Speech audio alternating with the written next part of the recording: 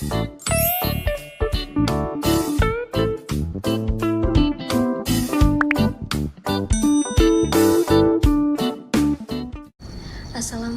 warahmatullahi wabarakatuh. Perkenalkan, saya Windy Junistia dari Program Studi Pendidikan Guru Sekolah Dasar Universitas Lampung. Di sini saya akan menyampaikan materi tentang RPP atau Rencana Pelaksanaan Pembelajaran.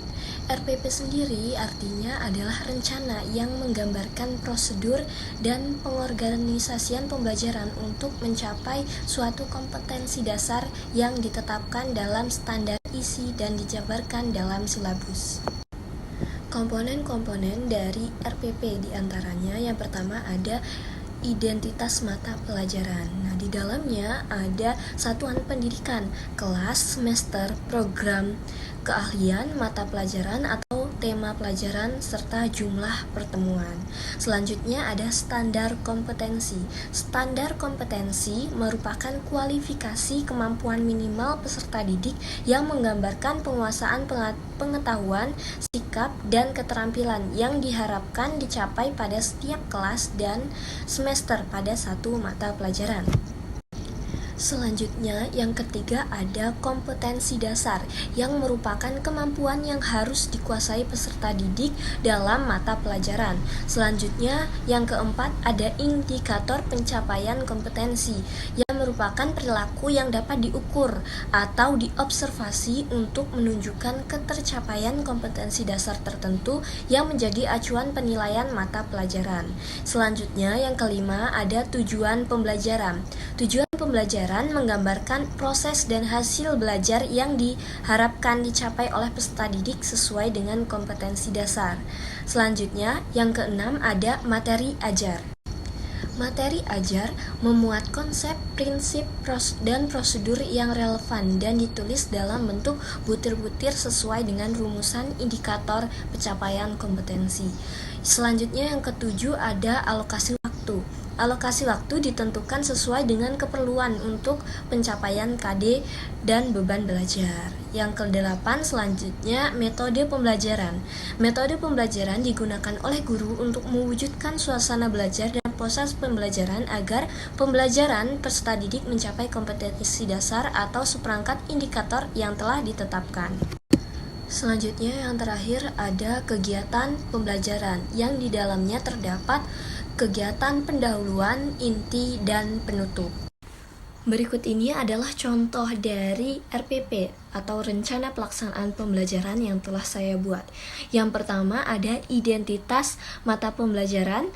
Di sini ada satuan pendidikan. Satuan pendidikannya SD, kelas 4, semester 2, tema 6, cita-citaku. Subtema 1, aku dan cita-citaku, pembelajaran ketiga. Alokasi waktunya 1 hari. Selanjutnya, kompetensi intinya atau KI. KI 1, menerima dan menjalankan agama yang dianutnya. KI 2, menunjukkan perilaku jujur, disiplin, tanggung jawab, santun, peduli, dan percaya diri dalam berinteraksi dengan keluarga, guru, teman, dan tetangga. KI 3, memahami pengetahuan faktual dengan cara mengamati, mendengar, melihat, membaca, dan menanya berdasarkan rasa ingin tahu tentang dirinya, makhluk ciptaan Tuhan dan kegiatannya, serta benda-benda yang dijumpainya di rumah dan di sekolah. KI 4-nya menyajikan pengetahuan faktual dalam bahasa yang jelas, sistematis, dan logis, dalam karya yang estetis, dalam gerakan yang mencerminkan anak sehat, dan dalam tindakan yang mencerminkan perilaku anak beriman dan berakhlak mulia. Selanjutnya, kompetensi dasar atau KD. Muatan pembelajaran bahasa Indonesia ada KD 3.6, menggali isi dan amanat puisi yang disajikan secara lisan dan tulis dengan tujuan untuk kesenangan. KD 4.6 melisankan puisi hasil karya pribadi dengan lafal, intonasi, dan ekspresi yang tepat sebagai bentuk ungkapan diri. Kemudian muatan pembelajaran PKN KD 3.3 menjelaskan manfaat keberagaman karakteristik individu dalam kehidupan sehari-hari. KD 4.3 mengemukakan manfaat keberagaman karakteristik individu dalam kehidupan sehari-hari. Kemudian muatan pembelajaran IPS KD 3.1 mengidentifikasi karakteristik ruang pemanfaatan sumber daya alam untuk mensejahterakan masyarakat dari tingkat kota, kabupaten, sampai tingkat provinsi. Kemudian KD 4.1 menyajikan hasil identifikasi karakteristik ruang dan pemanfaatan sumber daya alam untuk kesejahteraan masyarakat dari tingkat kota, kabupaten, sampai tingkat provinsi. Selanjutnya, indikator pencapaian kompetensi untuk muatan bahasa Indonesia. Indikator 3.6.1 menentukan isi dan amanat puisi dengan baik dan benar. Kemudian, indikator 3.6.2 menganalisis isi dan amanat puisi dengan baik dan benar. Indikator 4.6.1 mempraktikkan puisi hasil karya pribadi dengan lafal, intonasi, dan ekspresi yang tepat.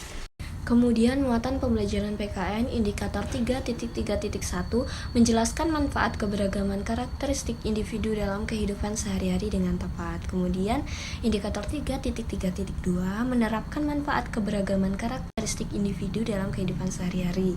Selanjutnya indikator 4.1.3.1 menyempurnakan hasil salinan manfaat beragam karakteristik individu dalam kehidupan sehari-hari yang kurang tepat dengan baik dan Selanjutnya, muatan pembelajaran IPS indikator 3.1.1 mengidentifikasi karakteristik ruang dan pemanfaatan sumber daya alam untuk kesejahteraan masyarakat dari tingkat kota, kabupaten, sampai provinsi dengan tepat.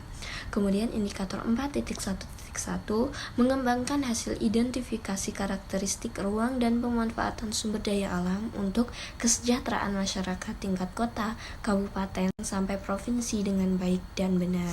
Selanjutnya ada tujuan pembelajaran yang sesuai dengan indikator yang telah saya buat tadi.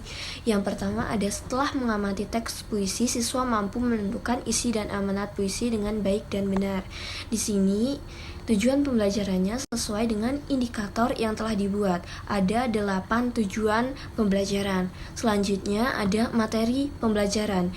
Di sini membahas tentang keberagaman kegiatan di lingkungan sekitar, hubungan antara karakteristik ruang dengan sumber daya alam, serta ciri-ciri puisi. Kemudian pendekatan dan metode pembelajarannya, pendekatannya menggunakan pendekatan saintifik.